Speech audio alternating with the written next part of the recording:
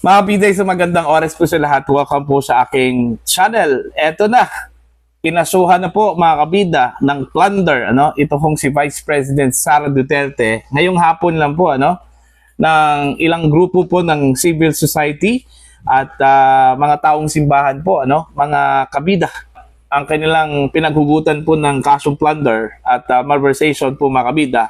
Ito pong kanyang misuse daw ng kanyang confidential funds sa Office of the Vice President at maging sa Department of Education po mga kabida.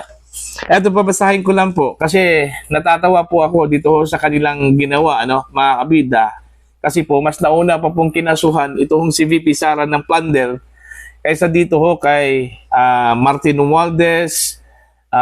Although si Pangulong Marcos po mga kabida immune from suit mga kabida, pero parang ang kinilang tinatarget po talaga ito kong si VP Sara mga kabida, sa kabila ng kaliwat ka ng issue po ng korupsyon sa ilalim po ng administrasyong ito po mga kabida. Eto, balita po mula sa ang balita ngayon VP Inday Sara nauna pa nilang kinasuhan ng plunder. Sa gitna ng kaliwat ka ng aligasyon ng bilyon-bilyong pisong korupsyon na inuugnay sa mga proyekto at paggasta ng pamahalaan sa ilalim ng Marcos Jr. Administration, nauna pang kinasuhan ng plunder ng isang grupo si Vice President Sara Duterte sa Office of the Ombudsman. Nitong Biyernes, December 12, naghain ang ilang civil society groups ng mga reklamong plunder, bribery, graft at malversation laban kay VP Sara at iba pang opisyal ng Office of the Vice President at Department of Education kaugnay ng umano'y maling paggamit ng 612 million pesos na confidential funds mga kabida. Kabilang sa mga nagrereklamo si Father Flavi Villanueva, isang 2025 Ramon Magsaysay awardee at hayagang umamin noon sa kanyang personal na pinagdaanan bilang dating drug addict mga kabida. So yun po, civil society groups at taong simbahan po mga kabida ang nagsampa po ng kasong plunder diyan po sa Office of the Ombudsman laban dito kay Vice President Sara Duterte. Nakita ko doon sa video po mga kabida, ito si Shelo Magno, si dating peace advisor Ging Delis, mga kabida, at ilang pang mga kilalang personalidad po na nagtungo sa Office of the Ombudsman para mag-file po ng plunder case po. Ito yung sinabi po ni dating Senador Antonio Trillanes IV mga kabida, kamakailan lang po, na meron daw magsasampa ng kasong plunder against VP Sara. In fact, sabi po niya within this week, nagkatotoo nga mga kabida. And sa last working day of the week, mga kabida, nagsampa po ng mga kasong plunder, malversation, bribery, at saka graft, laban kay Vice President Sara Duterte, po. Now, ang kanila ginawang rason po, kung bakit sila nagsampa. Kasi hindi daw ipinaliwanag ni VP Sara sa publiko, yung mga questionable items doon sa confidential funds ng Vice Presidente, mga kabida, both sa Office of the Vice President at saka sa Department of Education, mga kabida. Ang kanilang pinaghuhugutan po mga kabida, sa kanilang pagsampa po ng kaso, ito hindi pagsagot ni VP Sara at hindi niya pagpapaliwanag dito sa misuse, alleged misuse of public funds. Ito confidential funds niya, both sa Office of the Vice President at saka sa Department of Education. Okay, alam naman po natin kung bakit ayaw sumagot po si VP Sara po mga kabida dun sa Kongreso, particular na po sa House of Representatives po. Kasi perception kasi ng taong bayan and even the Vice President may bias na po diyan po sa Kamara mga kabida sa ginawang investigasyon po ng Committee on Public Accountability mga kabida. Diba? So, mas minarapat po ng Vice Presidente doon po sa sumagot sa right forum talaga. Ito Commission on Audit. Hindi naman talaga right forum yung Kongreso mga kabida, kasi Alam naman po natin, pinupolitika po nila mga kabida, ito hong issue po ng confidential fund ni Vice President Sara Duterte, ano? Kaya yun yung rason kung bakit ayaw hong humarap po ni VP Sara. Pero humarap po siya sa Commission on Audit. Anong ibig sabihin po ng mga taong ito? Ito hong nagsampa po ng kaso po mga kabida na hindi ho pinaliwanag ni VP Sara. Pinaliwanag na po niya. Pinaliwanag na po niya sa Commission on Audit. Kaya nga 3 sunod-sunod na taon po, no? Ginawaran po ang Office of the Vice President ng unqualified opinion, mga kabida, mula mismo sa Commission on Audit. Ibig sabihin po, walang problema yung kanyang disbursement po makabida ng kanyang confidential funds. Pero ayaw hong maniwala po ng mga detractors po ni VP Sara. Iginiit po nila mga kabida na meron talagang misuse of funds. Kagaya nilang po yung paggamit daw ng Vice Presidente ng mga hindi po matatagpo ang mga pangalan mga kabida sa Philippine Statistics Authority o PSA mga kabida. Kasi nung verify po nila yung pangalan o mga pangalan like Mary Grace Piatos, mga kabida, sa PSA, wala hong ganung pangalan po doon. So, meaning fictitious names yung ginamit daw ng Vice Presidente. Kaya yun yung kanila hong hugot po mga kabida. Nagduda ho sila na ginamit ho sa maling paraan ng Vice Presidente yung pera po ng taong bayan, yung kanyang confidential funds. Alright? Kasi naman po hindi po nila maintindihan Kasi hindi nga nagpaliwanag si VP Sara sa kanila.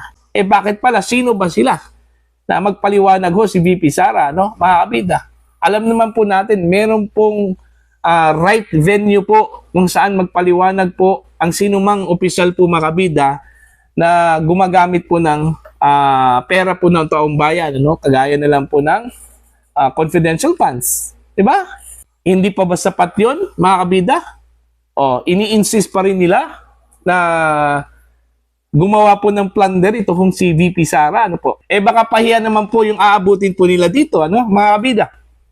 I'm sure, sa gagawing investigasyon po ng Office of the Ombudsman, magpe-present naman talaga yan ng mga ebidensya, both camps, Sasagot yan si VP Sara, mga kabida, dun ho sa reklamo. Hindi man pwede na hindi ho sasagot yan, ang Vice Presidente. Kasi siya yung sinampahan po ng complaint, di ba? So doon po sa sagot po ng Vice Presidente, mga kabida, alam ko na inclusive po doon yung findings po ng Commission on Audit. Baka naman doon po sila mapahiya, mga kabida, Buti na lang po na sinampa po nila yung kaso, yung complaint dyan po sa Office of the Ombudsman. Para magkaalaman po, mga kabida, para at least magdadalawang isip na po sila para ho sa kanilang planong magsampa po ng impeachment complaint sa Pebrero po sa susunod na taon, mga kabida, kung sakali man po mabasura ito sa Office of the Ombudsman because of lack of merit and lack of evidence, mga kabida. Okay, maliban lang po siguro kung papanigan po ng Office of the Ombudsman yung complaint, mga kabida, alam naman po natin na meron pong hindi magandang impresyon po ang publiko ho dito sa ombudsman po natin, mga kabida. Kasi ang paniniwala po, lalong-lalo na po si Vice President Sara Duterte, na inilagay lang talaga ito kung si Ombudsman Boying Rimulya dyan po sa Office of the Ombudsman para ho kay Vice President Sara Duterte, mga kabida. Yun kasi yung parang paniniwala ho ng mga kritiko, na nilagay dyan si Boying Rimulya to target the Vice President. At ano yung target? Of course, sasampahan po ng kasong plunder, mga kabida, because of this misuse of confidential funds. Yun talaga yung target, Kasi kung hindi ho nila makukuha ho si Vice President Sara Duterte, mga kabida, sa impeachment, ito yung plan B. Ang plan B po, mga kabida, is to charge the Vice President with plunder, mga kabida. Diba? Yun lang po. Kung naalala po ninyo yung sinabi ko po, yung 3 senaryo po, para lang po mapigilan ito kung si Vice President Sara Duterte na maging Pangulo po ng Pilipinas. Okay? Ito na po yung pangalawa po, mga kabida. Una kasi yung impeachment Pangalawa ito, plunder. Pangatlo, yung barilin po siya o patayin po ang Vice Presidente po, mga kabida. Yun yung mga possible scenarios. Okay? Dito ho sa nagnanais dito ho sa mga nagnanais na mawala ito hong si VP Sara at hindi ho matuloy yung kanyang planong tumakbo bilang Pangulo po ng Pilipinas. Alam kasi ng mga kritiko ng mga detractors po ng Vice Presidente na pangat na po ang Vice Presidente, mga kabida. In fact, sa pinaka-latest survey po, mas lumayo na po yung gap ng first at saka yung second na contenders, mga kabida, para ho sa pagiging Pangulo po ng Pilipinas come 2028. Diba? So mas lalong natatakot, nababahala itong mga kritiko, itong mga detractors po ni VP Sara. Kaya ito, kahit ano-ano na lang po ang kanilang ginagawa po ngayon, mga kabida, hindi pa po kasali dito yung lumabas na affidavit ng isang Ramil Madriaga, mga kabida, na ayon ho sa ilang mga dating security personnel po ni VP Sara, mga kabida, at in fact, mga active members po ng Armed Forces of the Philippines at PSG, mga kabida, hindi daw nila kilala ito kung si Madriaga. Okay? Saan ka nakakita po na siya daw nag-training ng mga active members ng PSG na hindi naman po siya miyembro at least sa isang unit po ng Armed Forces of the Philippines? Pangalawa, nasa piitan pala, mga kabida. Sinong maniniwala po doon, So, kagaya ng sinabi ko po, marami pwede gawin ang mga kalaban po ng Vice Presidente, mga kabida, para lang po madiskaril yung kanya planong tumakbo bilang Pangulo po ng Pilipinas. As much as possible, kailangan po nilang pigilan si VP Sara po, mga kabida, na maging Pangulo po ng Pilipinas. Alright? So, do you think ito plunder na isinampa po ng grupong civil society po, mga kabida, at mga taong simbahan, magtatagumpay ba ito, dyan po sa Office of the Ombudsman? That depends on how the Ombudsman appreciate sa mga ebidensyang inilatag po, mga kabida, ng mga complainants. Okay? Kung totoo yung sinabi po ni Ombudsman Boying Rimulya na kailangan po niyang gampanan yung pagiging ombudsman regardless kung sino man po yung nag-appoint sa kanya, mga kabida, okay? Ipapatupad niya kung ano ang tama. Sana yun yung gawin po ni Ombudsman Boying Rimulya, mga kabida. Para ho sa inyong opinion at pananaw, please comment down. Sa mga hindi pa po subscriber sa channel, please subscribe. Just click the subscribe button, click the notification bell, click all para updated po kayo, mga kabida, sa aking mga uploads. Maraming salamat po sa inyo lahat.